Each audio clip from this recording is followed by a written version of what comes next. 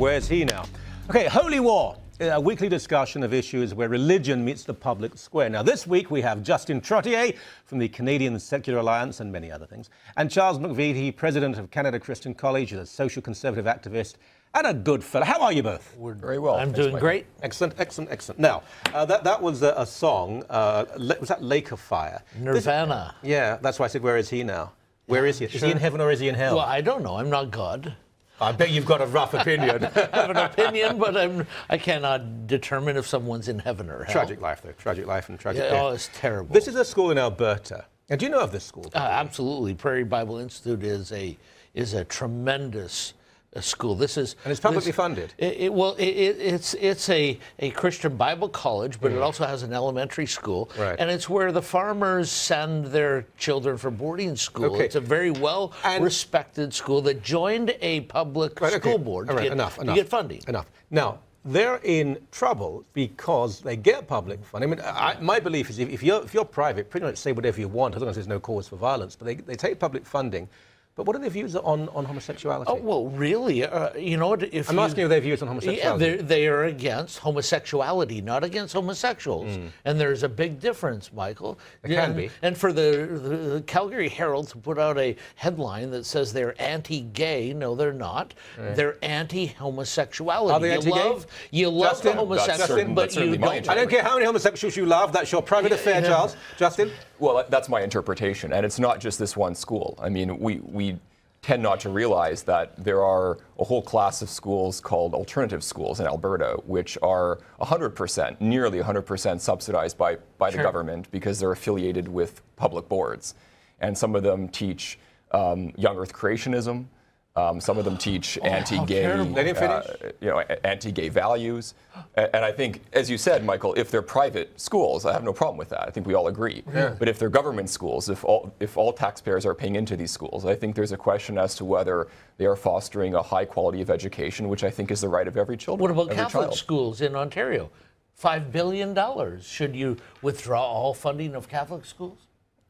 Well, yes, Catholic schools and secular schools should be merged. We should save $1 billion a year, certainly. Do they have the same curriculum? In your Canada, there are two types of people. There are first-class people, and then there are second-class people. Charles, let's get to the point here. Sure they do, absolutely. Charles, if I may, Catholic schools are a little different. Now, let's not digress onto creationism. No. They don't actually teach that.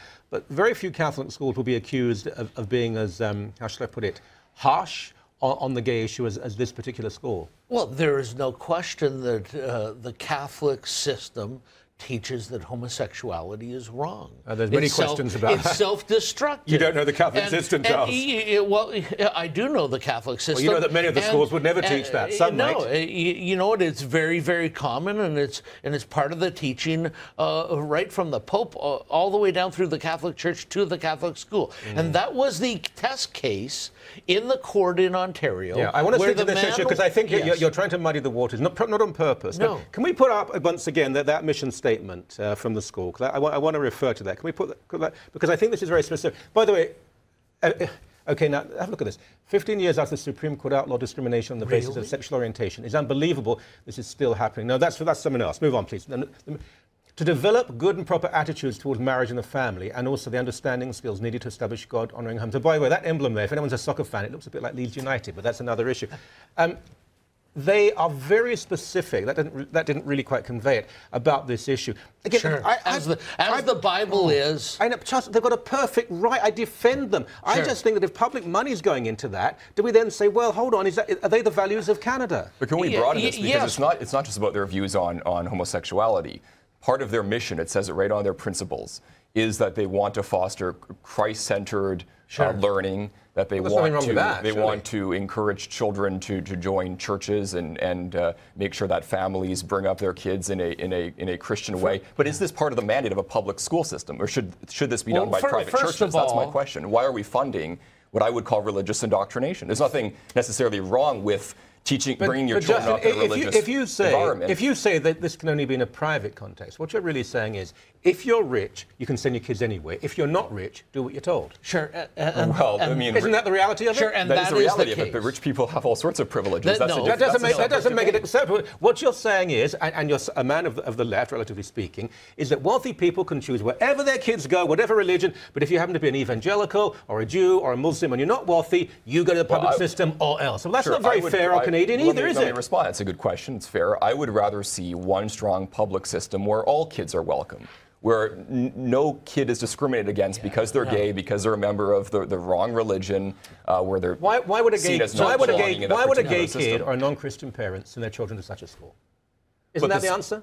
But the school, by virtue of enjoying public funds, is taking money away from what could be one strong public system. But because you believe in two classes of people, where there are the class that agree with you that should get public funding, they should get all the rights of society and citizenry, and then there are second-class people, religious people, that don't believe... Well, in Ontario anyway, the first-class people are Catholics. They have two particular systems they can choose from. Let's move on to a related issue, and that's Trinity Western, because there's a certain similarity here. I've spoken at Trinity Western, and it's a good university out in BC, and it's a fairly well-known case here that they produce good, fine young people, lawyers. Part of their teaching, though, is you have to be celibate unless you're in a marriage. And they would say that marriage is only one man and one woman. Thus, as well as people who might be living together, they would say gay people who are living together wouldn't be welcome there. Now, they still give out law degrees. There's been a campaign to say you can't be practicing lawyers. The Supreme Court has said, no, you can be. Now, there's an appeal against that. Again, why can't you just allow people... Look, if you have a law degree from Trinity Western. I'm not going to use you as my lawyer. Fine, that's your choice. But why say to these people... And many law firms are making that decision. You know, it's another litmus test.